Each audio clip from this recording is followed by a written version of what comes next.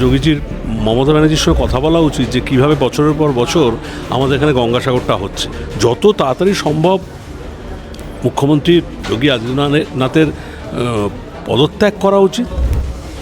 দাদা, কিছুক্ষণ আগে প্রেস কনফারেন্স হলো, আমরা দেখলাম সকলে, সেখানে প্রয়াগরাজে যারা গেছিলেন তাদের চরম অভিজ্ঞতার কথা আমাদের সবার সামনে তুলে ধরলেন এবং বেশ কয়েকজনের আমরা শুনলাম তারা নিজেদের প্রিয়জনকেও হারিয়েছেন। এটা চরম অব্যবস্থা, কি বলবেন?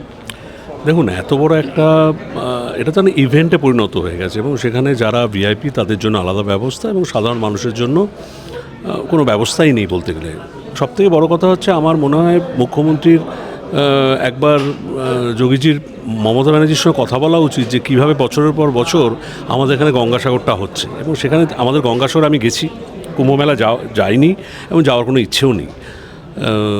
সেখানে যে ব্যবস্থা আমাদের এখানে হয় গঙ্গাসাগরের সময়, প্রতি কটা মুহূর্তে আপনি এক দুপা হাঁটতে হাঁটতে health camp, volunteers, police, even আমাদের মন্ত্রীরা অরূপ বিশ্বাস থেকে আরম্ভ করে সবাই সেখানে প্রেজেন্ট থাকেন।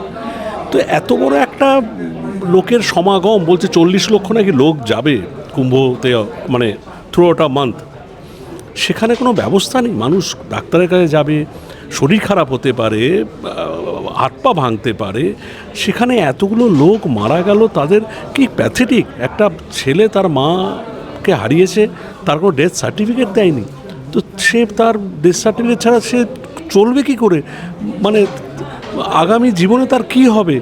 তো এটা মানে বলার ভাষা নেই এবং আমি ধিক্কার জানাচ্ছি। যত তাড়াতাড়ি সম্ভব মুখ্যমন্ত্রী যোগী আদিত্যনাথের পদত্যাগ করা উচিত এবং তার যেসব লোকেরা মারা গেছে তাদের সামনে নিয়ে আসা উচিত, তাদের পরিবারের পাশে তাদের সরকারের দাঁড়ানো উচিত। পশ্চিমবঙ্গ যেভাবে, আমাদের রাজ্য সরকার যেভাবে তাদেরকে সাহায্য করছে, এটা ওই সরকারের করা উচিত ছিল। আমি জানি না এরা মানুষ না কি, আমার বলতেও লজ্জা লাগছে। ইটস সেম, মানে ধিক্কার ছাড়া আর কিছু বলার নেই আমার। বাংলা হান্টের আরও খবর দেখতে নজর রাখুন। বাংলা খবর মানেই বাংলা হান্ট।